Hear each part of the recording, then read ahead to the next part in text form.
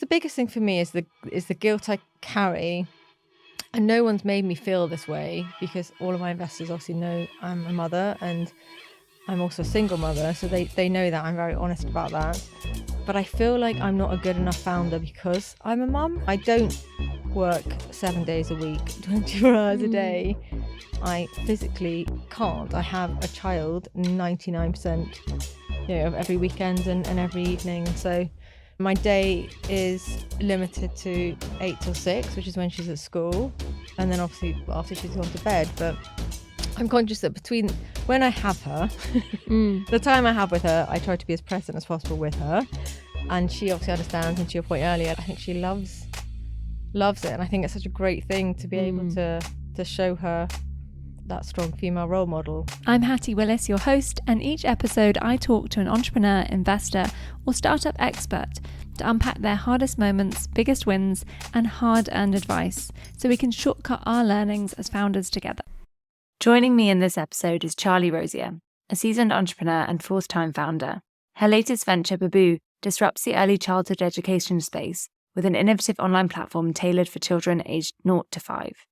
Driven by personal experience and insights gained during lockdown conversations with fellow parents, Charlie recognised the overwhelming pressure parents face, spending 37 hours weekly on childcare concerns alone. Determined to alleviate this stress, she birthed Babbu.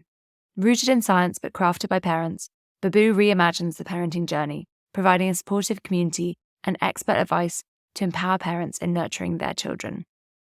In this episode, we discuss Charlie's lessons learned as a serial founder, the grief that comes with a failed business, why we have to value our time differently as founders, lessons in LinkedIn marketing, fundraising, what Charlie knows now but didn't know when she started, and balancing being a mother with being a startup founder and the guilt that comes with it. We hope you enjoyed the episode. Do let us know what you think after you've listened. Charlie, welcome to the podcast. Oh my God, thank you so much for having me. We've been talking about this for literally years. So long. Literally ever since I met you. I've been like, can I come on? I think I wanted you on. So, I mean, it's great. We both feel like we've been chasing the other. 2 years later. It's been more than 2 years, I think. Hasn't it? No, maybe 2 years not. this summer. Oh, I love that you know. Oh, I remembered. We can celebrate our anniversary in our calendar. Brilliant. Can't wait. I'm expecting a date invite. So we actually met at a dinner for female founders. We met at a wedding in Portugal. Oh, no, you're right. Oh, God. Sorry. I'm glad I was so memorable. This is really embarrassing. Great research. Got the podcast. So we don't want to go into that too much, but I was outrageously drunk at that wedding, and that's why I've wiped it all from my memory. It was very embarrassing when I turned up to the actual wedding. People were like, "So good to chat to you last night," and I was like, very embarrassing. My wonderful boyfriend was very kind and held my hair. Anyway, that's how we wanted to start. Anyway. Podcast's not meant to be revealing about me. So yeah, Charlie and I met at a wedding of a very good friend of Charlie's and a very good friend, former employer of mine. And then we went to a female founder dinner with actually a load of former guests of the podcast as well. So Lottie was at that dinner, Felicity was at that dinner, and many more we're going to have on the podcast. I'm just working my way around the table, really. Good for you. So I wanted to start with your journey into entrepreneurship, other than the terrible chat about me and a wedding. Let's start with the good stuff. Sure. Was entrepreneurship something you thought you would do? What did you think entrepreneurship was actually going to be like? And how has it actually been? Expectation versus reality. I really liked this question in your briefing pack because I don't often get asked it. My dad, I guess, was an entrepreneur in the fact that he had his own business, right? That's old school entrepreneurship. I feel like entrepreneur is such a now word. And really, it just means having a business, right? So he started his own business maybe when I was 10 in construction, house building. And then at the same time, or maybe a few years later, my mum started a business in interior design. So she would be decorating the houses that he built. And actually, I was co-founder is the word I'm looking for, with my mum, and our business is called Charlotte because her middle name is Charlotte and my first name is Charlotte. That's very cute. My first business was Charlotte Interiors with my mum, maybe when I was like 15. And then when I was about 17, I mean, this is going to sound awful. It's going to sound like I'm really narcissistic. I had another business that I got on company's house, and I called it Acre Hill, which is like an anagram of Charlie. I love it. And that was I was gonna buy land and build houses. Oh wow. And anyway, so I guess that was my first understanding of not, doing a 9 to 5 and having your own business. It was never something I was like, oh, I'm definitely going to do that. But it was also like not on the cards, I guess. It was just always an option for me. And then after uni, where I studied law, I then didn't want to be a lawyer. And actually, my dad, again, he tricked me. He said to me, because I was like, I don't know what I want to do, but I was like, oh, I'll just be a barrister. And he was like, okay, do you want 40 grand to go do the bar, or do you want 40 grand to start your own restaurant? Because again, at the time I wanted a restaurant. Surprise, surprise, it's going to be called Charlotte. Another play on my name. This is brilliant. And so I was like, can't wait to hear how Babbu was named. I was like, yeah, I want to do the restaurant. And he was like, I don't have 40 grand, but at least you don't want to be a lawyer. I did think that was a nice offer from your dad. I know. But it was actually quite good. It was like, this is the way. And then he was like, come work for me. I was like, okay. So that was how I got into the world of work. Then I just worked for people. But I think because I'd started, like my first ever job was working for my dad, I had such autonomy in that role. Like completely threw me in the deep end. I don't know what the hell I was doing. But I did my first deal, like I was buying land within 3 months, and I absolutely loved it. Like I love negotiations. I love the win-win. I love the creative side of coming up with the development with the architects and all that stuff. So yeah, I just loved business at that point. And then fast forward another decade maybe, I then started my first, and now I'm on my fourth. I love it. I love it. And we're going to have to do whistle stop talk because we only have an hour. So if you can run us through the process of starting businesses, and just for each of them, just give us a bit of context. Where did the idea come from? What were the highs and lows? And then we'll get to Babbu, which I know we want to spend most of our time on. Okay, so the first, forgetting the two in my childhood with my mum. So we've gone past Charlotte and Charlotte. We've gone past Charlotte and Acre Hill. Yeah, and we've not done the restaurant. Did Charlotte, no. Yeah. So now we're on. Charlotte is a great restaurant name if you're called Charlotte. Just, I love a pun. Really enjoyed that. My first one was called Blackfish. And how is that relation to your name? It's not. By that point, I kind of calmed down. The ego subsided. The first one's called Blackfish. And actually, I started my first business in Hong Kong. And the idea of Blackfish was based on Chinese mythology. You're meant to have 8 goldfish and 1 blackfish in your aquarium for good luck and prosperity. So, and I also, because my first business was basically a copycat of the job I'd just come out of, I was like, well, I can do this better and I could earn more money on my own. It was all about being different. So the blackfish was different to the goldfish, blah, blah, blah. So anyway, that's the first one. Didn't know what the hell I was doing. Spent 3 months when I was on gardening leave writing a very, very detailed business plan in California. Obviously never looked at that document a single time since. Raising money was a doddle. Literally, we were like, oh, how much do we need? 500,000. Let's ask one person. Here you go. Like it was, but so stupid. I mean, honestly, it baffles me now that we did that. But I also gave away 30% of the business. So they put in 500k and it was a third. And that business grew, but without any, I don't know. I had literally no idea what I was doing, but we had offices in Hong Kong, in China, in Shanghai, and in Kuala Lumpur. So I was running a sales team across 3 countries, but I didn't really like it. What didn't you like? I didn't like what we were doing. Essentially, we were like a glorified estate agent, and it had no affinity to me as a person. It was just like, it had just happened because of how my career progressed to that point. And so ultimately I just wound down that business, but because it's very transactional, it's like you sell a property, you get X commission. There was no recurring revenue, anything like that. So at some point I could just be like, right, we're not going to sell anymore. Yeah. And I'll just see out the deals we've done and wait for the money. So I ended up buying out my co-founder and my investors and then finishing the business off myself. So that was that. Business 1 done. Business 1 done. And then business 2 I started when I came back here, and I kind of pivoted off that first one. So I'd been selling all these buildings in London to Asian investors, and then I was like, I'll help manage them. And I was like, we're going to create a really cool branded service department concept. It was a bit like WeWork, but for apartments. So our customers were Google, Farfetch, Amazon, all the big cool kids. When they would bring people over for business travel, they'd put them in our apartments for 3 months or longer. We had like craft beers in the fridge. We had our own bikes you could borrow. I'm guessing beanbags and pool tables I had too. no beanbags. Oh, that's where you went But wrong. like we interior design each project, we'd get like a cool local up and coming designer. We'd do the whole building was like different and tied into the local area, and it was very cool. Again, we grew that business. I grew that up to about 4 million revenue. Then that was killed by the pandemic. Okay. So that died a very sad death in 2020. But again, big lessons learned. That was a massive failure for me. Probably one of the hardest times I've gone through as a founder. I felt like such a failure.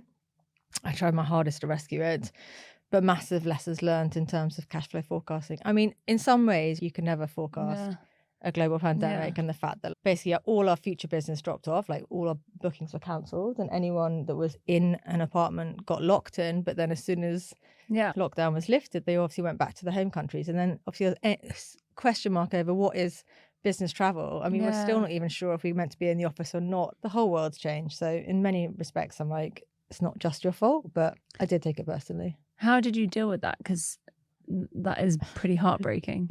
I probably didn't, because I don't deal with many things. I'm like a brush it under the carpet and move on kind of person. But I think the only saving grace was I had another business at the same time, which was my flexible nursery business. Okay. With a workspace, which did have beanbags. And that was still alive, just. And so I just threw myself back into that business. And I think because I had a distraction, and also I had the idea for Babbu in the pandemic. So I was like, as my mum says, well, one door closes, another opens. And I was just picked myself up again, I guess. Just kept myself busy. And I don't know. I probably grieved it, and I probably still do in a way. It sits with me as a failure, it follows me around. And I had a conversation with a potential investor, I don't know, maybe a year ago, less, I don't know. And she was like, well, you're obviously not, you're obviously not very good at business, Charlie, because you've had 3 that have failed.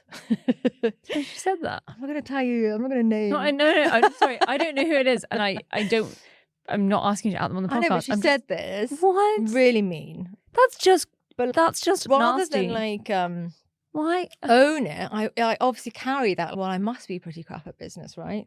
So it does sit with me. But then I don't know. Then I had a coaching session with someone. She said, "You got to own these things. Like it makes you better at business. You've learned so much. Think about J.K. Rowling and all the times that took her blah blah blah." So yeah, there are some people that like to bring you down. So anyway, I got over it.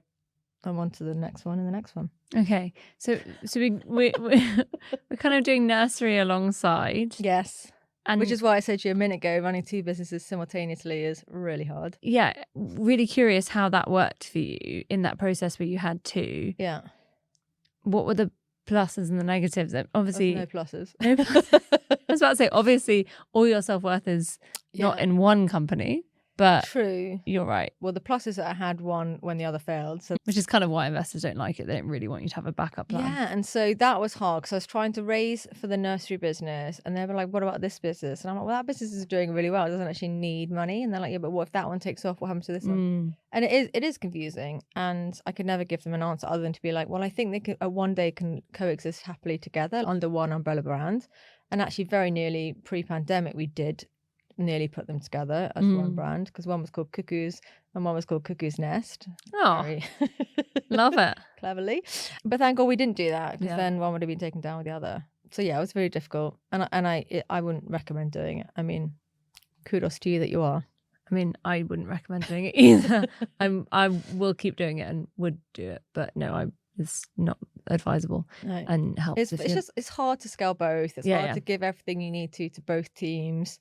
It's obviously hard to be in 2 places at once, and then simultaneously, right, I have a tiny baby. Just as I launched Cuckoos, the hospitality business, I gave birth. So I got on a plane to go raise money in Asia because I'd done it successfully the last time. I thought, I'll go back to Asia. Yeah. Took a pregnancy test at Heathrow Airport, and then was on a 13-hour plane being like,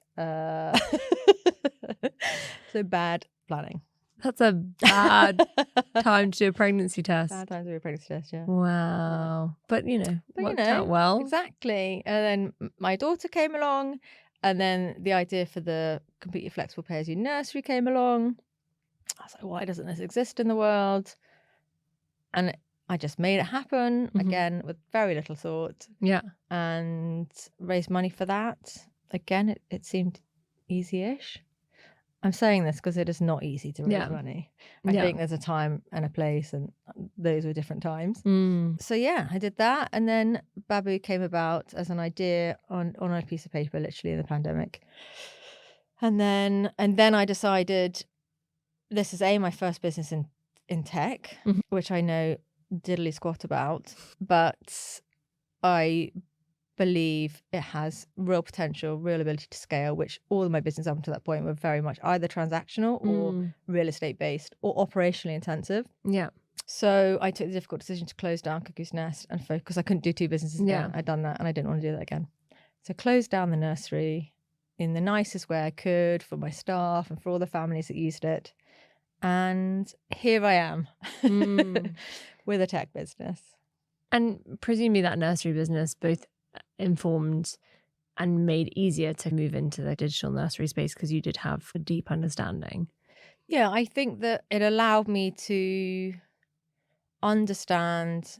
I mean, yeah, basically completely ignited my passion and fire for the problem we're now solving, which is the inequality in access to early years education. It is a privilege to send your child to nursery.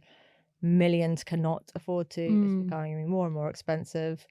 And yet those early years are so vital. You know, I've seen it firsthand, the difference it makes. And also because we had a co-working space next to our nursery, we had this community of parents and just being able to listen to them and understand their journeys and their challenges. I just wanted to do more to support it, really. So yeah, it allowed me, I guess, to pivot, for want of a better word, into a digital nursery business.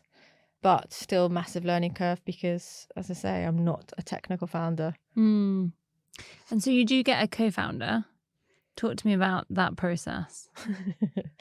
I did get a co-founder because I knew literally nothing about where you'd even start, right? And actually, I was thinking about this the other day. What I know now, 3 years into Babbu versus what I knew then, and actually what I knew 10 years ago when I started my first business, like these 3 years, I feel like I've really learnt a lot. Like we're going to come back to the big lessons. But I asked my friend and brother-in-law, TJ, who you've met, have you met? Yeah. Because he is a more techie person than me. He's an amazing UX product guy, and I basically took this piece of paper that I'd scribbled out being like, this is my idea. And I said, can you like design what an app would look like? And he did. And then we figured out the rest together. I don't think I knew he was your brother-in-law. He is. What's it like working with your brother-in-law? They don't normally get the best. I mean, I love my sister-in-law. Just, hey, Jamie, if you're listening. But like, they don't always get the best raps in-laws. So what's that been like? Yeah. Hilarious if you now say you hate him. No, I do not hate him. We've only been asked it once actually by investors who flagged it up. You know, I don't know. It's difficult, isn't it? I think sometimes I don't know who you started business with. Can I just put that out there? Yeah. Like, my first business was with a boyfriend. And what about your mum? Well, she's not. First come on, mum needs the credit for Charlotte. The second one was a boyfriend. The third and fourth were with my best friend, and then Babbu with my brother-in-law. Like, I would never trust a complete stranger that I met on, no shade YC, but like on a platform somewhere, or someone I met at a networking event. With my business, with my idea, with my equity, with my next 5-year journey, like I just wouldn't. So yeah, so I just think there are pros and cons of working with someone you know or are related to, right? Like we can quickly unpack an argument, you know, if there's ever a difference in opinion. First and foremost for family, first and foremost for friends. But then the other side is you're probably, I don't know, I'd probably push against him less than I would if he was not related, maybe. And it's been a thing that came up because we had another founder on the show who's co-founded with her sister. As you say, it is actually quite common to co-found with someone you deeply trust. And we get asked by so many founders, like, well, how do I meet a co-founder? I think it's really hard to meet someone, have the right chemistry, the trust, the right overlap of skills. Like, all of that is really tricky. So if you find it in someone you know already, I think it's quite natural that you'd want to. But, you know, as you know, the statistics are not in your favour, right? There's one of the biggest reasons companies fail, startups fail, is because of co-founder 100%. differences. So, yeah, I don't know. I think it's probably one of the hardest bits of the business. And so you take him this idea to sketch out on an app what that's going to look like. Yeah. What's next? Like, how did you start bringing your idea to life? Really slowly. Yeah. I mean, basically, I found a guy. A guy was referred to me who was just starting his own tech studio. And he was like, I'll build it for free in return for a case study. I was like, cool. Great. But again, in hindsight, because he was building it for free, we're never a priority. And when he started getting paid for work, obviously we're backseat. And yeah, I think it took to build that first MVP just took way longer. And also I didn't really know how to challenge, what to ask. Yeah, like, it's really hard if you're not a technical co-founder to actually know how to even know or to question things. So, but anyway, we got that out. We tested that. We then actually we did things backwards. Probably we're still doing things backwards. Actually, it doesn't really matter what the app looks like. Actually, what matters is the content any good? So then we just tested just content, and we just threw content at people on email. One piece of content 3 times a week, followed by a survey being like, what do you think? Would you tell a friend about it? And we did that for 3 months. So that was good because we learned what people like and what they don't like. And then we were like, right, now we're ready to build an MVP 2. So I went out to tender, went out to maybe 30 different companies to like get quotes in. And honestly, the range of quotes, I mean, we literally went far and wide, like across the world.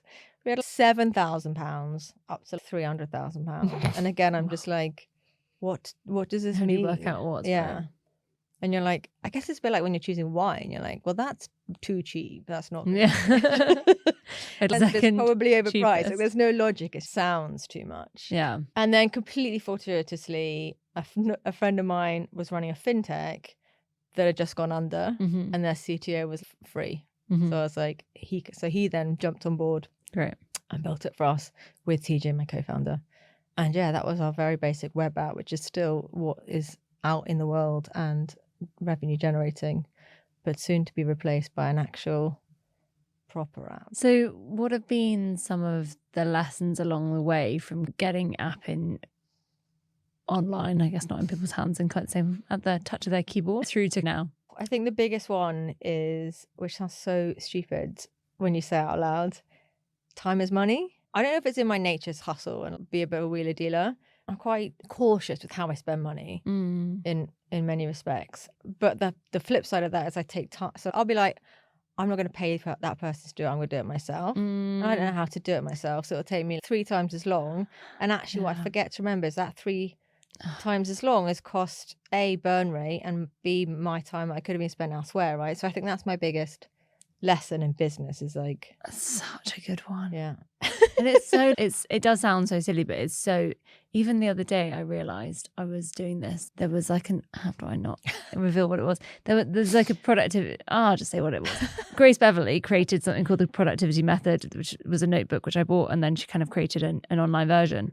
And because I use Notion a lot, I could tell by looking at it, I was like, oh, it's just a Notion template. I could build that. And my first thought was like, I could build that, and it's 40 quid, but I could build it. Yeah. I was like, why am I trying to build something for 40 quid? It's going to take me hours. Yeah, I can build it, but like, why would I bother? Exactly. And I had to be like, just so did you buy it? Yeah. And I was like, why did I try and build this crap? That's what, so that is my biggest thing really, is that, try and value your own time. I know it's really hard when you're paying yourself peanuts, and actually, I haven't paid myself a proper salary forever.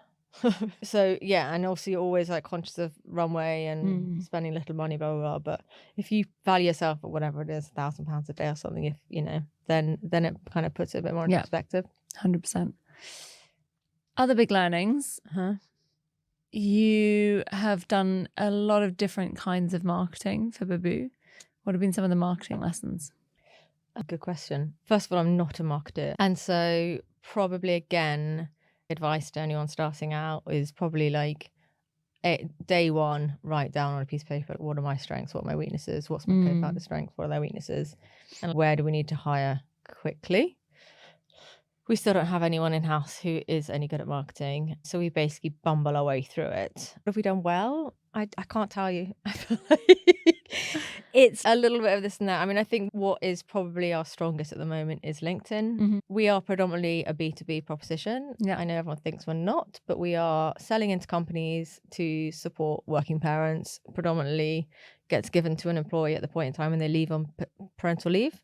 I'm pitching to HR rewards benefits people, and they're on LinkedIn. So that's probably where the majority of our business comes through. We are fortunate that we do have an element of word of mouth in terms of referrals from customer to customer, which is great. But yeah, like I don't know TikTok. I know I need to be on it, but I have absolutely no idea where to start. I think for the time being so far, it's been so much testing and iteration. Like we've been on a real journey. We've done a lot to try and validate our customer value proposition. And, you know, I feel like we're constantly tweaking. And so therefore we haven't raised big money for marketing, and we haven't spent much money on marketing. So a lot of it's just been like testing and seeing what works and what doesn't work. So yeah, that doesn't really answer your question. But I think it's also really important because I often get the question when I'm teaching on a funding accelerator or fundraising workshops, do investors not like to see marketing budget that you're asking for? And because I've heard investors don't like it. And I often say, like, I don't think it's that they don't like spending on marketing. They don't like spending on marketing before you've proven whether it's repeatable and actually whether you can hold on to those customers. So actually that process of iterating, what are the best channels? We're seeing so many of the consumer facing channels just get so much more expensive and so much harder to actually attract real customers because of changes in iOS, which mean they can't identify you as well and all sorts. So I really like that approach of actually being honest about we're still trying to work out what works, because I think not enough people are honest that is the right process to go through. Yeah, and I just don't want to be that business where we just have to throw so much money into the top of the funnel to generate customers, right? There has to be a more sustainable way of doing it. And yeah, I mean, it takes time, and I wish there was a magic silver bullet that I could just say, this is, you know. And a big part of that, I guess, has been building your own personal brand on LinkedIn. How comfortable or uncomfortable do you feel with that as a term for it, for what you've been doing? And any reflections on that process? I don't care about the word personal brand. I mean, you kind of are, right? I love LinkedIn. I've been on LinkedIn since the beginning, and I've constantly been a creator. Probably not to the level I am now, but I was definitely sharing, you know, boring things I read about property and stuff. And I really believe in networking. I mean, I used to chair young entrepreneurs in property. It was love that. It was a global network of bright young things in the real estate industry. But so I love LinkedIn. I think it's amazing. What I sometimes cringe at the amount that I feel like sometimes I'm oversharing, and sometimes it's insane how people respond to it. And I get messages all the time on LinkedIn. People are like, I just absolutely love you. I love the brand you're building. I love the problem you're solving. And I'm like, I don't know what I'm doing to deserve this praise. And I was just saying to someone this morning actually on a call, the thing I worry the most about is I use my daughter a lot and I have for the nursery business and I have for this business because she's the inspiration behind all of it. But she has she knows. She's also in a lot of the videos that sit on the Babbu app. She knows about Babbu, and she knows that I use her picture, and she finds it funny, but also she's not old enough to understand that she basically has a social presence, an online presence, before she was able to kind of give permission for that. So that's probably my biggest thing that sits in the back of my mind is, am I exploiting my child? But I'm cool with it. But it's also, I mean, like the flip side to that, right, is that you're showing her this insane maternal role model of building something from scratch with a purpose and an impact. And I do think it's really hard to navigate for anyone. Like, how do you do this? And we're constantly telling everyone build an authentic brand. And to your point, you're not using her because it's this extractive thing. It's because it is for her and she is the why behind it. Yeah. And honestly, for my mental health, I wasn't diagnosed with postnatal depression, but I probably had it. I was back in the office 2 weeks after she was born. But that was because I had my business and it was just me and my co-founder. There was no maternity leave or anything. And she was in full-time care from 6 weeks old.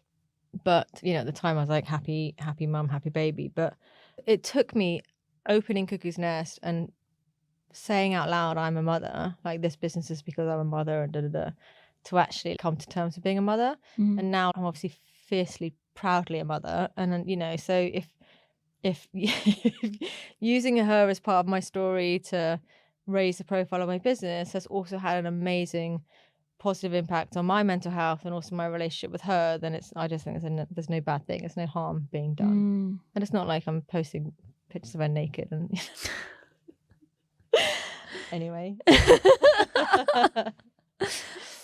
I don't know how to segue from have to there. follow up. Normally I have, No. always try and weave it in, but we're just gonna gear change. Sidetrack. So fundraising. Yes. This is not the natural place to go next, but it's where we're going. Fundraising. You talked about early businesses. It was so much easier. Mm-hmm. Babbu, it's been less easy. Can you talk about that process and what you have learned along the way that other founders could maybe benefit from? Sure. I don't have all the answers. I don't know who does. It's been harder for a number of reasons. I would say, one, I've obviously exhausted all friends, family network with the 3 previous businesses. 2, I carry with me 3 previous businesses, which have, one of them went into administration. 3, I'm a non-technical founder, and lots of investors don't like that if you're running a tech business. 4, market, just generally the environment, coming out of a pandemic, cost of living crisis, recession, blah, blah, blah. So they're all the things that have been up against me, I guess, in terms of what I've learned with Babbu. The first kind of money we raised for the business took way longer, but I just say I wasn't 100% in. It just wasn't focused on it. And obviously I was building relationships from scratch. Since then it's been a bit easier. The main thing is you've just got to, I think, build relationships as early as possible. Almost start building those relationships before you even incorporate the company or even start to think about fundraising. And I guess the other thing is try and get something that proves something before you raise. I was raising while this random company were building a no-code MVP for me. So I was just raising with an idea. I had literally nothing. I was like, this is the dream. And luckily people backed that dream. But yeah, I think if I was to do it all again, and I really hope I never have to start another business and raise the first round again. But I've learned so much about how much you can do without a penny, So prove more about what demand there is for the product. But also I think it's just important for yourself, like for you to have answered all the questions that you possibly could have about who's going to buy this, but literally who is going to buy this, what do they look like, what do they eat for breakfast? What does your customer eat for breakfast, Charlie? They don't have time for breakfast because they've got kids. Very good. Or donuts from last night, I've heard, is also a popular morning snack. I did have a donut for breakfast, yes. I'm not outing on the podcast, but I love that energy. So yes, what was the question? That was pretty much it. So the do as much as you can. Yeah. And because also you don't want to be in a position where it's not just investors' money that you're wasting, it's your time, right? Yeah. If you haven't answered every single question you possibly can, you're not, obviously there's other questions that come up in the course of time, but those basics and understanding the competitor landscape. And again, the thing I've learned is like, it's not just what other app looks a bit similar to yours, it's where else can they get this content? Yep. Are they actually going to leave Mumsnet as an example? Or is that so ingrained in their circle or whatever? Those are the things you need. So then you can confidently deliver the answers to the investors, and then they're like, here's the money. So you kind of did raise that round of investment. What's it been like having investors? Obviously, you've had investors before. Were there any differences to having these kind of investors as opposed to the kinds you'd had before, or were they the same kinds of investors? No, absolutely not. So my other investors, I don't think I ever gave them an investor update. Like I wasn't in my mind to even think they did. They never asked for one, and they were bigger checks that they'd written. But I don't know. Maybe it's because these people don't know me from Adam, and I feel more responsible to them. Yeah. So yeah, I don't nurture them every month, but I nurture them every 3 months, and then in between with WhatsApp messages. Yeah. Obviously, they're all connected to me on LinkedIn and see my incessant posting and keep up to date with what's happening in the business that way. But I feel incredibly fortunate because I've definitely had friends who've had some terrible investors on their cap table, and even one closed her business down because it's not even worth it with the people I've got giving me grief every day. So I have an amazingly supportive group of investors. Not all of them are going to follow on, but that's fine. They open other doors in other ways. And what are some of those benefits from investors that have maybe other founders should be thinking of looking for when they're trying to work out who to take money from? That's a good question. So, I mean, you can't all have Emmy Faust in your people. She came up on our last episode as well with Simi Lindgren. Really, honestly, Emmy, if you're listening, I love you. She is our smallest investor, but by far the biggest advocate of me and Babbu. Like she is constantly putting me forward for things, sending me WhatsApp of things to apply for, just talking about me in her day to day, which is amazing. And some amazing things have come off the back of Emmy, including support from Google and credit and funding and stuff from Google, which is amazing. I have another investor who, because he exited his business, doesn't need a job. And he's now giving me a lot of time, like really hands-on in the business, doing stuff that I hate, like ops stuff. Wow. It is amazing to have someone that can give you their time. But basically, I think the main thing is don't be a, can I say dick? Yeah. Don't be a dick. 100%. Like, even if it's one line on the back of a investor update, just being like, great work, Charlie, or holler if you need me, or can I do anything to help, or thanks for the update. I mean, just an acknowledgement, I think, that you're not just forgotten by them and also just kind of shouting out to the ether, because I feel like I'm doing that all the time, just throwing like this podcast, throwing content out there. Hopefully there are listeners. Hi listeners, hopefully. Tell Charlie you love her after this so she feels great and doesn't feel like it was shouting into the ether. So the other thing I do want to touch about, and I'm actually always really wary of touching on this with female guests, because I feel like as female founders, much more likely to be asked about it than male founders. And I don't ask our male founders about it very much because we don't have very many of them on the show. But we do love our male guests when they come on. But anyway, long segue. I want to ask you about motherhood and being a founder, because it's just so aligned with what you're building. And I do think it is something that personally, and I know actually you commented on this, I did a LinkedIn post last year sometime asking about how the hell do people who are giving birth actually do that and have a business. Yeah. Not because I'm there. Again, no one get excited. I feel like I have to say that every time I mention it on the podcast. I know someone's going to be like, oh my God, she's hinting. I'm not. Chill out. But what have been some of your reflections? And they don't have to be learnings, because I feel like some of this is just about hearing it from people who are also going, I don't have this worked out. I found this really hard. And also what's been great, I don't want it to just be a sad thing. But yeah, what are some of your reflections on motherhood and being a founder at the same time? When Orla was born, as I said, I went back to work super quickly, and I was super privileged that I was allowed to do that, right? In terms of we could pay for childcare. And so in reality, like for that beginning bit, I think I could very much compartmentalize, and probably didn't even acknowledge I had a child. I was like, see you in the evening, see you in the morning. But so in many ways, I kind of escaped that first year. And then because Cuckoo's Nest, when she was 1, we opened that, I was loud and proud of mum and everything else. And then I had the benefit, which is the whole idea of Cuckoo's Nest, is like she was there in the nursery next to the co-working space where I was. So I could juggle that, raising a business, employing people, keeping those people motivated, but pop in and see her. And I remember when she took her first steps, which was at the nursery, Jane, who now works for me, she used to be our manager there, like flung open the door to the workspace, was like, Charlie, she's walking. And so I got in there just in time. So I didn't miss anything, I don't feel, because I've been a founder and being a working mum and everything else. I am very conscious that I guess the biggest thing for me is the guilt I carry. And no one's made me feel this way, because all of my investors obviously know I'm a mother, and I'm also a single mother. So they know that. I'm very honest about that. But I feel like I'm not a good enough founder because I'm a mum. I don't work 7 days a week, 24 hours a day. I physically can't. I have a child 99% of every weekend and every evening. And so my day is limited to 8 till 6, which is when she's at school. And then obviously after she's gone to bed. But I'm conscious that between when I have her, the time I have with her, I try to be as present as possible with her.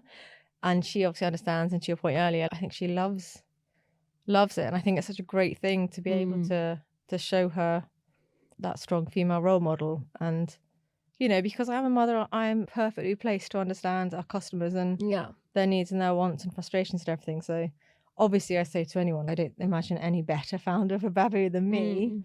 But of course, it comes with the challenges. But I'm lucky she's 7, so it's not like I've got a newborn. I sleep perfectly. She sleeps perfectly.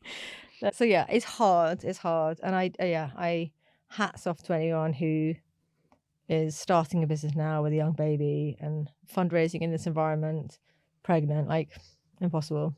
Yeah. And there are some amazing success stories I keep seeing of women who are very obviously pregnant, managing to fundraise, and investors not all being Yeah. I dicks. think there are some out there. There are. Yeah.